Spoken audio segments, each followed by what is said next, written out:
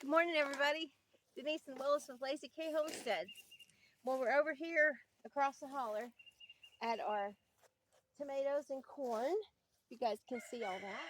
And we're getting ready to put another string of the Florida weave on there. We really like that because if you don't have tomato cages or can't afford tomato cages because they are expensive, you can do this Florida weave, and it's really easy. You just put a post in about how many feet is that? 5 feet?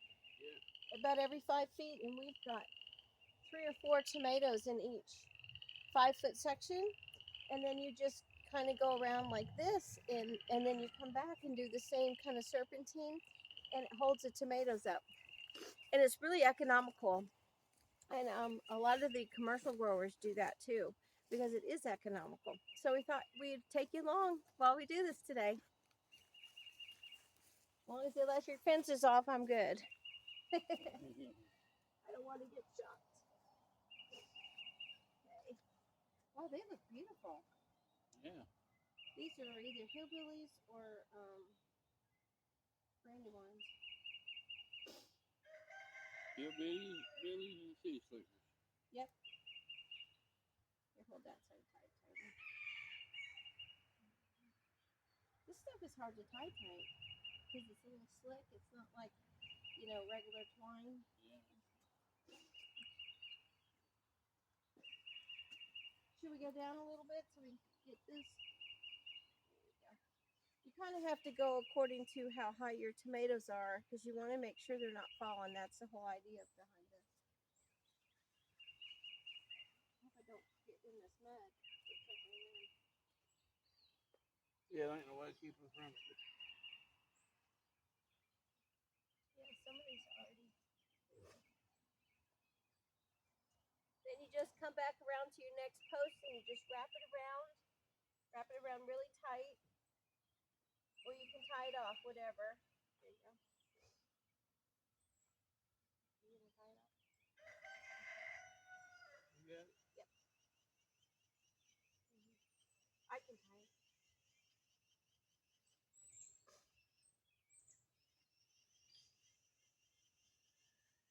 And then you just start again. Hope you guys can hear me.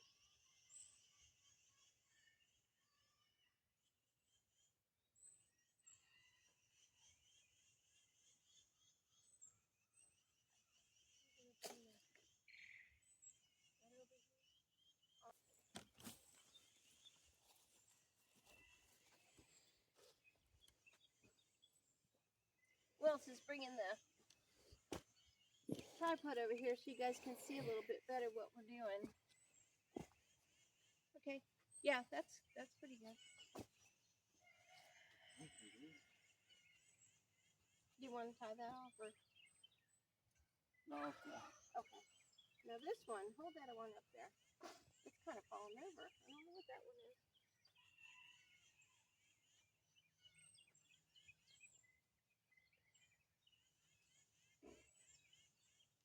Wow, this one has the blight.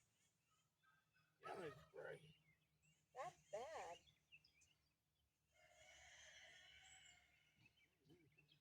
That one. I'd pull it up. Yeah. Yeah. I'd show that on camera. Show it. We just talk about it. I'm pulling this one out so it don't give the leaves turn black. It's got some kind of blight. I don't want nothing else to get it. Throw it away. Yeah, we plant enough tomato plants.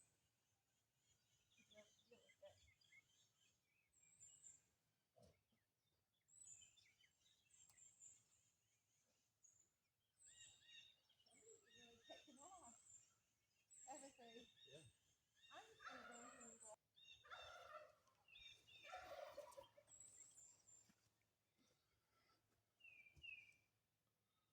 Look at that corn patch.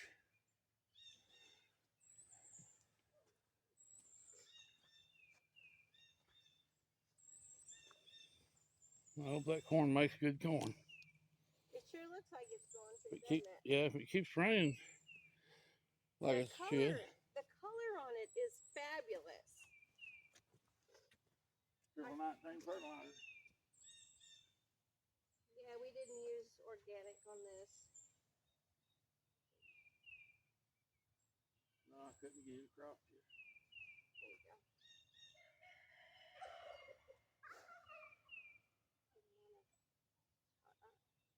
Hold this one back a little. There you go. I don't remember what these are. It's got the tiny leaves. I think they're cherry tomatoes or the pear. Oh, okay. Yeah. Or it could be the Romas. They do have tiny leaves too. Wow, listen, here's getting that black stuff. Yeah, we need to, don't let it fall on the ground because it'll put blight in the ground, remember? Wow. Yeah, we need to come over here and do that. I think I need to pull it up or? No, wow, look at that. Yeah. I'd cut that whole stalk right there. Just right there. Yeah. So we're finding that we've got some blight on these tomatoes and you have to cut it off because look how it's black in the stem. That's blight with your yellow and your spots. And we've got some here because we've had a lot of rain that causes the blight. And let me see if I can get this for you. See that black right there? That is blight. We had to cut this whole stalk off. Hopefully the tomato will recover. But if it doesn't, it'll be okay for us because we plant a lot of tomatoes. But for someone that doesn't, you really have to be careful and watching this. But we've had so much rain here that it's been hard for us to get over here. And I guess, how many tomatoes have the blight? Just a handful. Yeah. So that's pretty good. And we're going to go ahead and spray them with copper sulfate. That's what the Mennonites told us to do years ago. And that's how we treat the blight here. So I'm going to put this over in our burn pile. I don't have a sack to put it in, but I'm going to come back. You don't want to burn it because I've heard that the spores will go through the air. So I'm going to see, well, you know what? I think I'm going to find a sack and put this in because you really need to put it in your local dump. I think I've got a bag down here. Whoa, this is the soft ground. I found a bag. So we're putting all of them in there and we'll take it to our local dump. So that'll work for this. So let's continue with our Florida weave. And my glasses fell off my head. Wow, you don't want to be in here too much. There you go.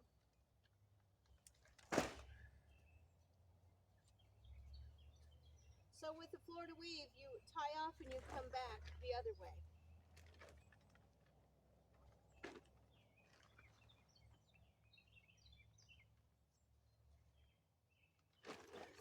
Here's another, boy, these glasses don't want to stay in my head. Here's another one.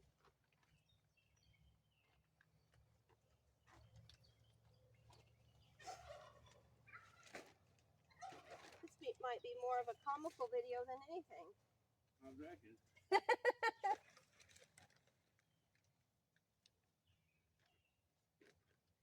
There you go. And you just come back around. Let me put this tripod down so you can see what I'm doing. Get you in here. And then you just tie off. Now this is a plastic fence post. They're not the greatest, but that's what we had. And we didn't use a whole lot of them. But they're not the best when your tomatoes get really big.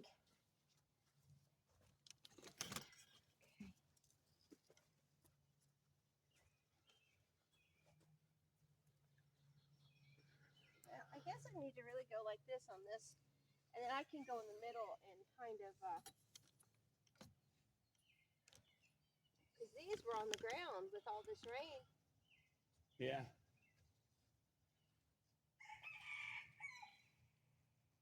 I'm gonna go get the blight spray while you're doing that. Okay, I'll finish this up.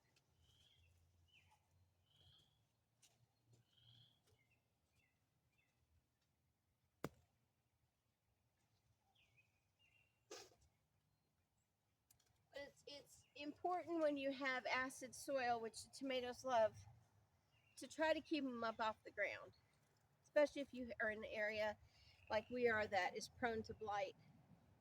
Sometimes you can't help it. One of the things that we do and we're going to do today is he's going to spray, and then I'm going to come back and I'm going to cut off all the branches that are touching the ground. And with the Florida weave, it'll keep them up off the ground.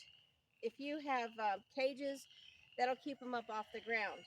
But tomatoes, wherever there's a branch on the ground, it's going to have little feet. And you'll see that, and what it's doing is trying to support itself. There are areas that don't have the blight, and as you can see, we're surrounded by woods. We do have airflow in this area, but if we had completely open fields, we'd probably not be so prone to the blight, but that's where we live. And right over here, hear those frogs? We have a little swamp area, so we're always going to have humidity. So that's just one of the things that we have to deal with here in Tennessee.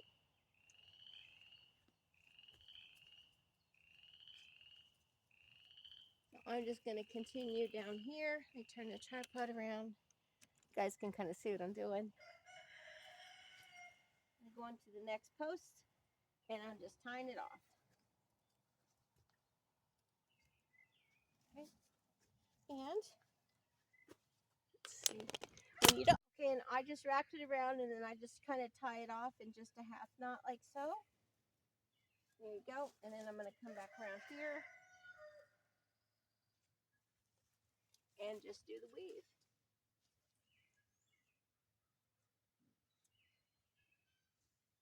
And this really does help.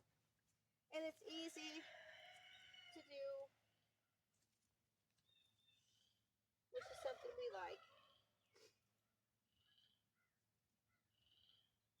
Now, however large your tomato plants are, you're going to want to tie off on your post in between a few times, because the weight of the tomato plant, especially when they start getting tomatoes, with this weave, you want to make sure you've tied off enough. So guys, that is the Florida weave, and I am sinking in the mud, but as you can see, let's see if I can take this off the tripod. See the weave, and it's really holding the tomatoes. I'm going to have to go to the house and get the other thing of twine to do the second row, but that's basically what we're doing this morning. Early morning out here. Hope you enjoyed the video. Y'all have a great day. Happy gardening. Bye.